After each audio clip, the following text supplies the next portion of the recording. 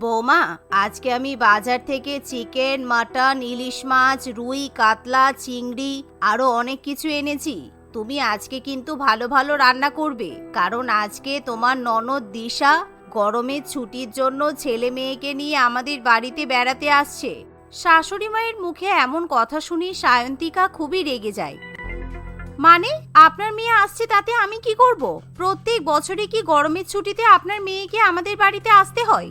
আকাশের স্কুলে গরমের ছুটি পড়ে, আর এই সময় আমরা সামার ভ্যাকেশনে বেড়াতে যাই। সে কথা আপনি তো খুব ভালো করেই জানেন। তবুও আপনি আপনার মেয়েকে প্রত্যেক গরমের ছুটিতে বাড়িতে ইনভাইট করে আমাদের ঘুরতে যাওয়াটাই একেবারে বন্ধ করে দেন। এভাবে বলছো কেন? সারা বছর আমার মেয়ে সংসার নিয়ে কাজে কর্মে ব্যস্ত থাকে। শুধুমাত্র গরমের ছুটিতেই ওর ছেলে মেয়ের স্কুল বন্ধ থাকলে তবেই দিশা আমাদের বাড়িতে একটু বেড়াতে আসতে পারি, কিন্তু তাতে তো তোমার আপত্তি থাকার কথা নয়। আমার কোনো আপত্তি নেই। আমি আপনার ছেলের সঙ্গে মালদ্বীপে ঘুরতে চলে যাব। আপনি বরং আপনার মেয়ে আর জামাইকে রান্নাবান্না করে খাওয়াবেন। আমাকে কেন রান্নাবান্না করার কথা বলতে এসেছেন? সায়ন্তিকার এমন ব্যবহার দেখে মীনাক্ষী দেবীর অত্যন্ত খারাপ লাগে। তাই মীনাক্ষী দেবী ঠিক করে সে নিজেই তার মেয়ে এবং জামাইয়ের জন্য রান্নাবান্না করবে। কিন্তু সে বেশিক্ষণ দাঁড়িয়ে থাকতে পারত না, তাই তার পক্ষে অনেক রকম রান্নাবান্না করাও সম্ভব ছিল না। ঠিক এমন সময় মীনাক্ষী দেবীর মেয়ে দিশা তার মাকে ফোন করে বলে, ও মা, তোমার নাতি নাতনি আজকে স্ট্রবেরি কেক খেতে চাইছে। তুমি কিন্তু একটু বৌদিকে স্ট্রবেরি কেক বানিয়ে রাখতে বলো। আমি এই বাড়িতে যাওয়ার জন্য রেডি হচ্ছি, বিকেল বেলার মধ্যেই পৌঁছে যাব। এমন সময় মীনাক্ষী দেবীর হাত থেকে সায়ন্তিকা ফোনটা কেড়ে নিয়ে বলে, না দিশা, তোমাকে গরমের ছুটিতে আমাদের বাড়িতে আসতে হবে না, কারণ আমি আর তোমার দাদা কেউই বাড়িতে থাকছি না। তুমি প্রত্যেক বছরই গরমের ছুটিতে আমাদের বাড়িতে আসো, আর তোমার দাদা শুধুমাত্র গরমের ছুটিতেই স্কুল থেকে ছুটি পায়। তাই তুমি গরমের ছুটি বাদ দিয়ে অন্য কোনো সময় আমাদের বাড়িতে আসতে পারো। বৌদির মুখে এমন কথা শুনে দিশা ভীষণই রেগে যায়। আসলে দিশার শ্বশুরবাড়ি অন্য রাজ্যে ছিল। দিশা শুধুমাত্র গরমের ছুটিতেই তার ছেলে মেয়েদের স্কুল ছুটি থাকায় বাপের বাড়িতে গিয়ে 1 মাস করে থাকতে পারত। কিন্তু গরমের ছুটি শেষ হয়ে গেলেও দিশা কিছুতেই নিজের শ্বশুর বাড়িতে ফিরতে চাইতো না। আমি আমার বাপের বাড়িতে কবে যাব না যাব সেটা তোমার থেকে জানতে হবে নাকি? আমি এখনই মায়ের বাড়িতে যাচ্ছি, দেখি আমাকে কে আটকায়। এমন কথা শুনে সায়ন্তিকা খুবই রেগে যায়, আর সে দিশাকে উল্টোপাল্টা কথা শোনাতে শুরু করে। এমন সময় মীনাক্ষী দেবী এবং তার ছেলে আকাশ বড্ড বিপদে পড়ে, কারণ তারা কেউই সায়ন্তিকার বিরুদ্ধে কথা বলতে সাহস পায় না। আচ্ছা ঠিক আছে বৌমা, ঠিক আছে, তুমি এবার থামো। তুমি আকাশের সঙ্গে কোথায় ঘুরতে যাবে বলছিলে? তুমি ঘুরতে চলে যেও। দিশা যদি আমাদের বাড়িতে আসে তাহলে আমি ওকে রান্না বান্না করে খাওয়াবো। শাশুড়ি মায়ের কথা শুনে সায়ন্তিকা খুবই খুশি হয়। সেদিনই সায়ন্তিকা তার ব্যাগপত্র গুছিয়ে নিয়ে নিজের ঘরের দরজায় তালা মেরে আকাশের সঙ্গে বাড়ি থেকে বেরিয়ে পড়ে। অন্যদিকে দিশাও নিজের বাপের বাড়িতে এসে পৌঁছায়। এমন সময় মেয়ে, জামাই এবং নাতি নাতনির জন্য মীনাক্ষী দেবী নিজেই কষ্ট করে রান্নাবান্না করতে শুরু করে। অন্যদিকে এয়ারপোর্টে পৌঁছানোর পর, সায়ন্তিকা, তুমি কি আমার পাসপোর্টটা নিয়ে এসেছো? আমি তোমার পাসপোর্টটাও তো খুঁজে পাচ্ছি না। পাসপোর্ট ছাড়া আমরা মালদ্বীপে তো যেতে পারবো না। আর আমার মনে হচ্ছে আমি পাসপোর্টটা বিছানার উপর ফেলে এসেছি। ঠিক আছে দাঁড়াও, আমি না হয় পাশের বাড়ির সুমনকে আমাদের পাসপোর্টটা দিয়ে যাওয়ার জন্য বলছি, কারণ 1 ঘন্টা বাদেই তো আমাদের ফ্লাইট। তুমি যাবে কখন আর আসবে কখন? তার থেকে ভালো সুমন পাসপোর্টটা দিয়ে যাবে। কিন্তু তুমি তো দরজায় তালা মেরে এসেছো, চাবিটাও তো তোমার কাছে। আর সুমন কি করে তোমার পাসপোর্ট খুঁজে পাবে? না না, এখনই বাড়ি চলো, পাসপোর্ট নিয়ে এসে তারপর না হয় টিকিট কেটে ফ্লাইটে উঠবো। আকাশের কথা শুনে সায়ন্তিকা আর না বলতে পারে না। বাধ্য হয়ে সায়ন্তিকা আর আকাশ আবার বাড়িতে যায়। বাড়িতে গিয়েই তারা দিশা এবং তার ছেলে মেয়েকে সেখানে দেখতে পায়। কিরে দাদা, বিয়ের পর বৌদি তোকে একেবারে হাত করে নিয়েছে বল? আমি বাইরের রাজ্যে থাকি, আমার ছেলে মেয়েদের পড়াশোনার চাপ থাকে, ওদের শুধুমাত্র গরমে স্কুলটা ছুটি থাকে, তাই তোদের সঙ্গে একটু দেখা করতে আসি। তবুও তোর বউয়ের সহ্য হচ্ছে না বল? দিশার কথা শুনে আকাশ ভীষণই লজ্জা পেয়ে যায়। এমন সময় বোন এবং বোন জামাইয়ের সামনে মান সম্মান রক্ষা করার জন্য আকাশ ঠিক করে তারা আর মালদ্বীপে ঘুরতে যাবে না। আরে না না, এসব তুই কি বলছিস? আমি তোকে কি করে ভুলতে পারি? তুই তো আমার ছোট বোন, সেই জন্যই তো তড়িঘড়ি ফ্লাইট ছেড়ে বাড়ি চলে এলাম। দাঁড়া, আজকে আমি তোকে স্পেশালি রান্না করে খাওয়াবো। আকাশের কথা শুনে সায়ন্তিকা ভীষণই রেগে যায়, কারণ সায়ন্তিকা অনেক আগে থেকেই ভেবে রাখে এবছর গরমের ছুটিটা সে মালদ্বীপের সুন্দর সমুদ্রেই কাটাবে। কিন্তু সায়ন্তিকার প্ল্যানে জল পড়ে যাওয়ায় সে খুবই রেগে যায়। ঠিক হয়েছে, এটাই তো চাইছিলাম। এবার বৌদিকে আচ্ছা মতো জ্বালাবো। নিজে বরের সঙ্গে মালদ্বীপে যাবে, তাও আবার আমাকে ছাড়া। সেই গুড়ে এখন বালি। আসলে দিশা যতবারই রাগে গরমের ছুটিতে বাপের বাড়িতে ঘুরতে আসে, ততবারই সে সায়ন্তিকাকে দিয়ে অনেক রকমের রান্নাবান্না করায়। কখনো বা সায়ন্তিকা জামা কাপড় পরে ছিঁড়ে কুটি কুটি করে দেয়। শুধু দিশা নয়, দিশার ছেলে মেয়েরাও সায়ন্তিকাকে চরম অত্যাচার করত। বছরের পর বছর এরকম অত্যাচারের ফলে সায়ন্তিকা ঠিক করে সে আর কিছুতেই ননদকে গরমের ছুটিতে বাপের বাড়িতে আসতে দেবে না। উফ, এবারও হতচ্ছাড়িটি এখানে এসে জুটেছে। এবারও গরমের ছুটিটা আমার আর ভালো কাটলো না। দূর, ভাল লাগে না। সব আমার এই বরটার জন্য হয়েছে। এখনই যদি পাসপোর্টটা নিয়ে বেরিয়ে যেতাম, তাহলে ফ্লাইটটা পেয়ে যেতাম। এভাবে সায়ন্তিকা মনে মনে গজগজ করতে থাকে, আর সে রাগের চোটে বাড়ির কোনো কাজই করতে চায় না। বাধ্য হয়ে আকাশ আজকে রান্নাবান্না করে, কিন্তু আকাশ যেহেতু খুব একটা ভালো রান্না করতে পারতো না, তাই তার রান্না একটুও খেতে ভালো হয় না। দিশা এবং দিশার ছেলে মেয়েরা সেই খাবার খেয়ে ওয়াক থু করে ফেলে দেয়। ছি মামু, তুমি এত বাজে খাবার বানিয়েছো যে আমরা খেতেই পাচ্ছি না। আমাদের বাড়ির ওখানকার ভিখারিগুলোও তো এর থেকে অনেক ভালো খাবার খায়। ছি ছি ছি মামা, এরকম খাবার আমি কিছুতেই খেতে পারবো না। কি আর করা যাবে বল বাবা, মামু তো রান্না করতে পারে না, তবুও কত ভালোবেসে রান্না করেছে। এই খেয়ে নে বাবা। এখন তো এটা শুধু তোর মামার বাড়ি নয়, মামির বাড়িও বটে। বাড়ির বউই যদি এরকম হয়, তাহলে আর কি করা যাবে। শেষে কিনা ননদ আর ননদের ছেলে মেয়েকে এরকম বাজে খাবার খেতে দিয়েছে। আমাদের বাড়িতে এসে যখন তোমার এতই কষ্ট হচ্ছে, তাহলে না আসলেই পারতে। আমি তো তোমাকে বারণই করে দিয়েছিলাম যে গরমের ছুটিতে আমাদের বাড়িতে আসতে হবে না, কিন্তু তুমি তো নিজের ইচ্ছায় এখানে এসেছো। আমার তো আর কিছু করার নেই। এই বলে সায়ন্তিকা নিজের ঘরে চলে যায়, আর সে গত বছর গরমের ছুটির কথা মনে করতে শুরু করে। বিগত বছর গরমের ছুটিতে দিশা এবং তার ছেলে মেয়েরা লোকের গাছ থেকে আম পাড়ার জন্য গুলটি দিয়ে ঢিল ছোড়ে, যার ফলে প্রতিবেশীদের কাছে জানালা ভেঙে যায়।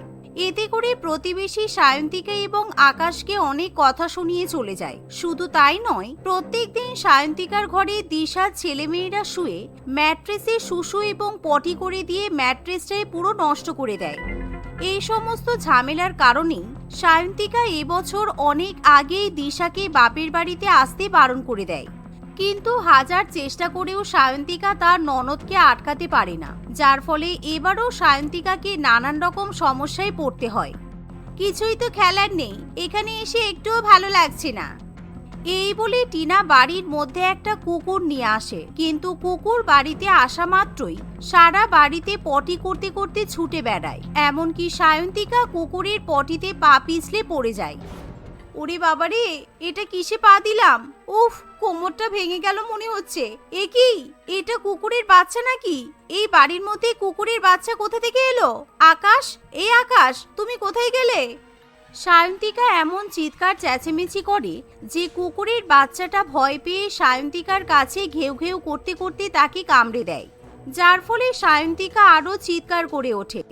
এ কি সায়ন্তিকা, তোমাকে তো কুকুরে কামড়ে দিয়েছে। চলো এক্ষুনি হসপিটালে চলো, যত তাড়াতাড়ি সম্ভব তোমাকে ভ্যাকসিন দিতে হবে।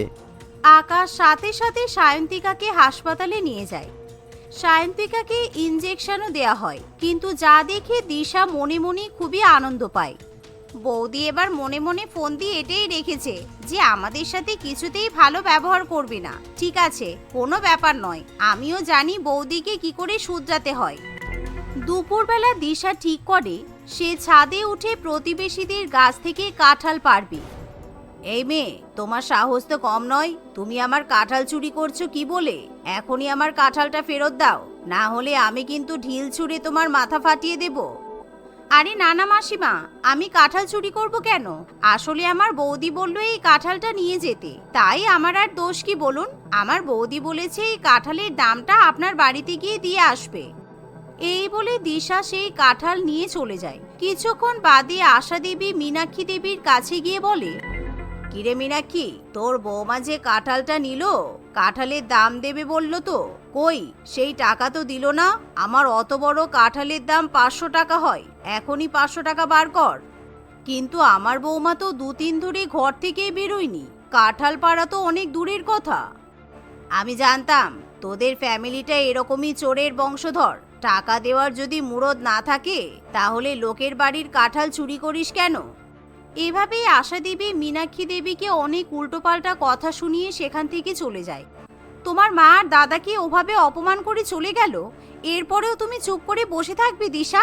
দেখেছেন তো মা, আমি কেন আপনার মেয়েকে গরমের ছুটিতে আসতে মানা করছিলাম। আগের বছরগুলোতে আমার উপর অত্যাচার করে হয়নি, এবছরও গরমের ছুটিতে এসে আমাদের সবার উপর অত্যাচার করছে। দিশা, তুই পারলে মানুষের মতো ভদ্রভাবে যদি থাকতে পারিস থাক, তা না হলে তুই শ্বশুর বাড়িতে চলে যা।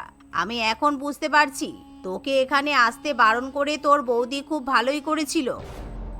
এমন কথা শুনে দিশার খুবই রাগ হয়, আর সে তখনই ব্যাগপত্র গুছিয়ে তার ছেলে মেয়েকে নিয়ে আবার শ্বশুর বাড়িতে ফিরে যায়, যার ফলে সায়ন্তিকা খুবই খুশি হয়। কয়েকদিন পর সায়ন্তিকা আবার গরমের ছুটিতে তার বরের সঙ্গে মালদ্বীপে ঘুরতে যায়।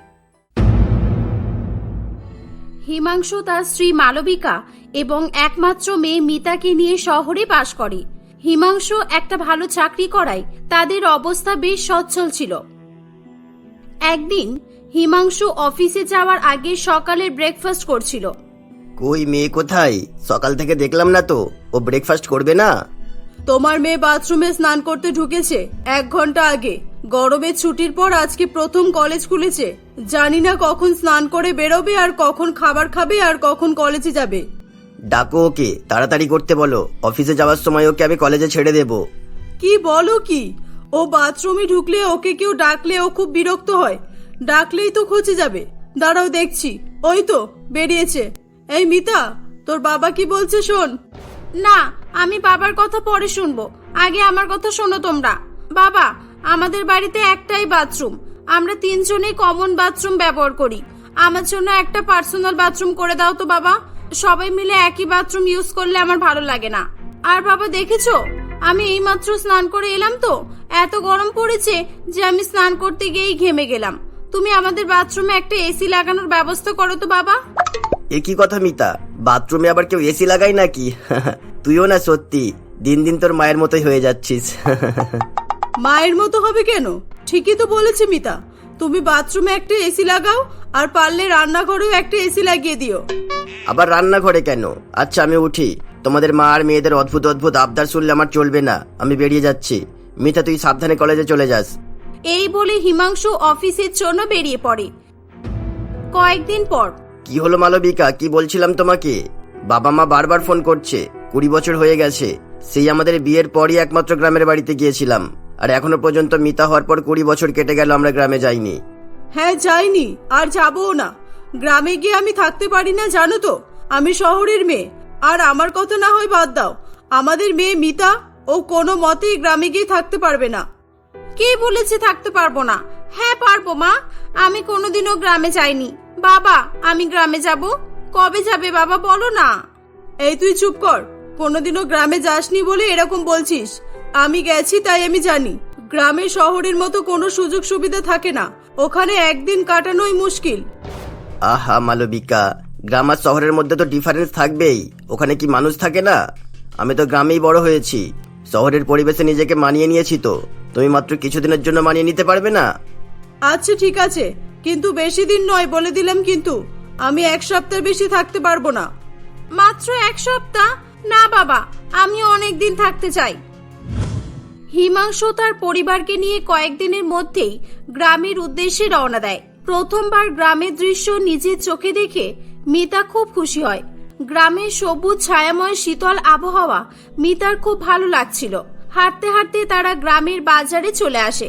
বাজারে লোকের জমজমাট ভিড় দেখে মিতা বলে, বাবা, এখানকার মানুষরা কত ভালো, দেখো সবাই কিভাবে একে অন্যকে সাহায্য করছে, মিলেমিশে আছে। আর শহরে তো কেউ কারণ নয়। হ্যাঁ মা, তুই ঠিকই বলেছিস, এতদিন আমি ভাবতাম আমার মেয়ে তোমার মতো হয়েছে, কিন্তু আমি ভুল ছিলাম। আমার মেয়ে ঠিক আমার মতোই হয়েছে। এত লাফাচ্ছিস তো মিতা? তোর এই আনন্দ বেশিক্ষণ স্থায়ী হবে না। গ্রামের বাড়ি পৌঁছানো পর্যন্ত অপেক্ষা। কেন মা এমন বলছো কেন? কিছু না রে মা, তোর মায়ের কথা ছাড়তো। অনেকটা পথ হেঁটে হেঁটে এবং গ্রামের সৌন্দর্য উপভোগ করতে করতে তারা গ্রামের বাড়িতে এসে পৌঁছায়। গ্রামের বাড়িতে হিমাংশুর বাবা মা, দাদা বৌদি এবং তাদের এক মেয়ে টিয়া থাকতো। সবার সঙ্গে আলাপ করে মিতার খুব ভালো লাগে। কিছুক্ষণ পর টিয়া মিতাকে তার সঙ্গে নিয়ে চলে যায়। আচ্ছা টিয়া দিদি, তোমাদের বাথরুমটা কোথায় একটু দেখিয়ে দাও তো। বাথরুমে যাবি? আয় আমার সঙ্গে আয় মিতা। এই যে আমাদের বাথরুম। দাঁড়া, আমি তোর জন্য 1 লোটা জল এনে দিচ্ছি, ভেতরে জল নেই। আরে টিয়া দিদি, এটা কি? বাথরুমে তো শুধু পটি করার জায়গা আছে। আমি পটি করার জন্য নয়, স্নান করার জন্য বললাম। ওয়াশরুমটা দেখাও। ও বুঝলাম, তোমাদের শৌচালয় আর স্নানঘর আলাদা আলাদা, তাই তো? ও তুই স্নান করবি? আগে বলবি তো। চল, আমি তোকে স্নান করতে নিয়ে যাচ্ছি। আয়, আর স্নান করে কোন জামাটা পরবি সেটা নিয়ে চল। মানে স্নান করার জন্য কোথায় যেতে হবে? তোমাদের স্নানঘর কোথায় বলো? তুই আয় না আমার সঙ্গে, আয় আমি দেখাচ্ছি। টিয়া মিতাকে অনেকটা পথ হাঁটিয়ে হাঁটিয়ে তাদের গ্রামের নদীর কাছে আসে। এই যে এটাই হলো আমাদের স্নানঘর অথবা ওয়াশরুম, তুই যাই বলিস না কেন। দাঁড়া, আমি ওই ঝোপের মধ্যে থেকে আসছি। টিয়া ঝোপের মধ্যে গিয়ে তার জামা খুলে স্নান করার জন্য একটা টাওয়াল পরে বাইরে বেরিয়ে আসে। টিয়া স্নান করতে নদীতে নেমে পড়ে। কি রে মিতা, তুই হা করে কি দেখছিস? তুইও চলে আয়, আমার মতো ওই ঝোপের আড়াল থেকে টাওয়াল পরে নে। স্নান করার পর জামা পরে বাড়ি চলে যাব। এসব দেখে মিতা একেবারে হতবাক হয়ে যায়। ওই নদীতে শুধু টিয়া একা নয়, গ্রামের আরো অনেক মেয়ে বউরা স্নান করছিল। টিয়া দিদি, তোমরা এখানে এমন খোলা জায়গায় স্নান করো, তোমাদের খারাপ লাগে না? না, খারাপ লাগবে কেন? আমাদের কিছু মনে হয় না। নদীর ঠান্ডা জলে স্নান করতে দারুণ লাগে। আয় তুইও নেমে পড়। না না, আমি এখানে স্নান করতে পারবো না। আমার বাথরুমে স্নান করার অভ্যাস। তুমি স্নান করে নাও, আমি দাঁড়িয়ে আছি। বাথরুম আমাদের এলাকায় কারোর বাড়িতেই নেই। তাহলে এখানে তুই যে কদিন থাকবি তোকে স্নান না করেই থাকতে হবে। মুহূর্তের মধ্যেই মিতার সমস্ত আনন্দ শেষ হয়ে যায়। গ্রামের সবকিছুই তার খুব ভালো লেগেছিল, কিন্তু গ্রামের মেয়েদের নদীতে স্নান করতে দেখে তার মন খুব খারাপ হয়ে যায়। মিতা এদিক ওদিক ঘোরাফেরা করতে করতে দেখে যে গ্রামের কয়েকটি বেয়াদব ছেলে লুকিয়ে লুকিয়ে ঝোপের আড়াল থেকে মেয়েদের স্নান করা দেখছে। আজকে তো খুব মজা হবে। কোথায় গেল ওই শহরের জিন্স টপ পরা মেয়েটা? এখানেই তো ছিল। ছাড়ো না দাদা, যাদের সিনেমা চলছে আগে তাদেরকেই দেখো না ভালো করে। আজকে তো আমরা একদম ঠিক সময় এসেছি। আজকে নদীতে অনেক মেয়ে একসাথে নেমেছে। এই যে তোমরা এখানে কি করছো? মেয়েরা স্নান করছে আর তোমরা লুকিয়ে লুকিয়ে দেখছো? লজ্জা করে না, তাই না? উফ, কত সুন্দর রোমান্টিক সিনেমা দেখছিলাম, দিলে তো মুডটা নষ্ট করে। আচ্ছা, কোনো ব্যাপার না, আমরা এবার তোমার সিনেমা দেখতে চাই। শহরের জিন্স টপ পরা সুন্দরী মেয়ে গায়ে গামছা জড়িয়ে নদীতে স্নান করবে। উফ, দেখতে যা লাগবে না। এই তোমরা আবার এসে গেছো? এতবার করে বললাম তোমাদের হয় না? যাও এখান থেকে, যাও বলছি, না হলে কিন্তু আমরা চেঁচাতে বাধ্য হব। কি হলো, শুনতে পেলে না? যাবে নাকি মেয়েদের জুতা খাওয়ার পর যাবে? রাজা এবং তার সঙ্গীরা আর কিছু না বলে সেখান থেকে চলে যায়। রাজা এবং তার দলের ছেলেগুলো খুবই অভদ্র ছিল। তারা সারাদিনের মধ্যে বেশিরভাগ সময়টাই নদীর ধারে ঝোপের আড়ালেই কাটিয়ে দিত। মেয়েদের স্নান করতে দেখে তারা সবাই চরম আনন্দ উপভোগ করত।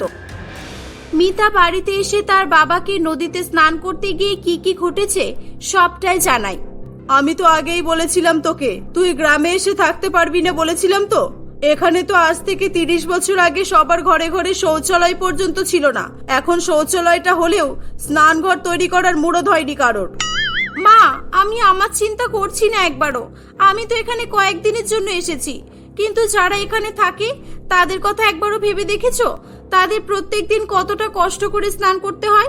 1 ঘন্টা পথ হাঁটার পর নদীতে যাও, তার উপর পাড়ার ফালতু ছেলেদের কুকর্ম সহ্য করো। দাদা, মিতা ঠিকই বলছে। তোমাদের মনে হয় না যে বাড়িতে একটা স্নানঘর তৈরি করা দরকার? তুই এই কথা বলছিস ভাই? আমাদের গ্রামে কারোর বাড়িতেই স্নানঘর নেই, সবাই নদীতেই স্নান করতে যায়। সবার বাড়িতে নেই, কিন্তু গ্রামের প্রধান সাহেবের বাড়িতে তো আছে। হ্যাঁ, প্রধান সাহেবের টাকা আছে, তাই প্রধান সাহেব নদী থেকে জল তুলে আনার জন্য লোক রেখেছে। আমাদের এখানে তো ঠিক মতো পানীয় জলও পাওয়া যায় না। বাড়ির মেয়ে বউদের বাড়ির কাজের জন্য অনেক দূর থেকে কষ্ট করে নদী থেকে জল আনতে হয়। আর এখন যদি বাড়িতে স্নানঘর তৈরিও করে ফেলি, অত দূর থেকে জল বয়ে স্নান করা সম্ভব হবে না, বুঝলি? ও, এবার বুঝলাম। প্রবলেমটা তাহলে স্নানঘরকে নিয়ে নয়, জলকে নিয়ে হচ্ছে। এই এলাকায় জলের ব্যবস্থা আগে করতে হবে, তারপরে সবার বাড়িতে স্নানঘর তৈরি করা সম্ভব হবে। হিমাংশু এবং মিতা গ্রামের প্রধান সাহেবের সঙ্গে কথা বলতে চায়। আমি তো চাই আমাদের এলাকায় জলের ব্যবস্থা করা হোক, কিন্তু গ্রাম থেকে 10 কিলোমিটার দূরে নদী আছে। নদী থেকে গ্রামের জল সমন্বয় করার জন্য বড় ট্যাঙ্কার দরকার। মাটির তলা থেকে জলের পাইপলাইন করতে হবে, তারপর তো ঘরে ঘরে সবাই জল পাবে। আর এসব কিছু করার জন্য অনেক টাকার প্রয়োজন। এত টাকা আমি পাবো কোথায়? আপনি চিন্তা করবেন না প্রধান সাহেব, আমি আমার সারা জীবনের সঞ্চয়ের টাকা গ্রামের মানুষের কল্যাণের জন্য দান করে দেব। আপনি শুধু কাজ শুরু করার ব্যবস্থা করুন। গ্রামে সবার ঘরে ঘরে জল পাওয়া যাবে এবং সবাই নিজের নিজের বাড়িতে স্নানঘর তৈরি করতে পারবে জেনে কিছু মানুষ খুব খুশি হয়, কিন্তু কিছু মানুষ এটিকে ঠিকভাবে নিতে পারে না। রাজা এবং তার সঙ্গীরা এটা জানার পর খুব রেগে যায়। ওই জিন্স টপ পরা মেয়েটা তো সাংঘাতিক। 2 দিন হলো না এখানে আসতে না আসতে আমাদের সিনেমা দেখা বন্ধ করে দেওয়ার কথা ভাবছে। এই তোরা সবাই শোন, গ্রামের কিছু মানুষ আছে যারা চায় না বাড়িতে স্নানঘর হোক। চল চল, আমরা সবাইকে উস্কে দেব, যাতে সবাই একজোট হয়ে গ্রামের প্রধান সাহেবের বিরুদ্ধে বিরোধ করে। রাজা এবং তার সঙ্গীরা সবাইকে উস্কানি দিতে শুরু করে, কিন্তু মিতা এবং গ্রামের কিছু মেয়ে বউরা মিলে তাকে খুব মারধর করে। অনেক বাধা বিপত্তি পেরিয়ে অবশেষে সকলের ঘরে ঘরে পাইপলাইনের মাধ্যমে জল পৌঁছে যায়। হিমাংশু তাদের বাড়িতে একটা স্নানঘর তৈরি করে ফেলে। সবাই অনেক খুশি হয়। জামা, বাথরুম তৈরি হয়ে গেছে, তুই এবার স্নান করে নে। আমি কোনোদিনও ভাবিনি যে বাড়িতেই বসে স্নান করতে পারবো। কাকু, তোমরা এলে বলেই, না মিতা এখানে এলো বলেই এটা সম্ভব হয়েছে। বাবা, এখানে থাকতে আমার আর কোনো অসুবিধা নেই। আমি এখানে 1 সপ্তাহ নয়, আরো অনেক দিন থাকতে চাই। আর মা, তুমি? হ্যাঁ, আমারও আর কোনো অসুবিধা নেই। ওই নদীতে স্নান করতে যেতে হয় বলেই তো আমি গ্রামে আসতে চাইতাম না। যতই হোক, মেয়েদের সম্মানের ব্যাপার থাকে। মিতা, আমি আজকে তোকে নিয়ে গর্ববোধ করছি মা। আমি শুধু নিজের কথাই ভাবতাম, কিন্তু তুই আমাদের গ্রামের সবার কথা ভেবেছিস। আজকে আমিই বলছি, তুই আমার মতো না, তোর বাবার মতোই ভালো মানুষ হয়েছিস। ধীরে ধীরে গ্রামের সকলেই নিজের নিজের বাড়িতে স্নানঘর তৈরি করে ফেলে। এখন আর কাউকেই কষ্ট করে নদী থেকে পানীয় জল আনতে যেতে হতো না, আর নাইবা স্নান করতে সুদূর নদীতে যেতে হতো। সবাই খুব খুশি থাকলেও রাজা এবং তার সঙ্গীদের কুকর্ম করার আশা পুরোপুরি শেষ হয়ে যায়।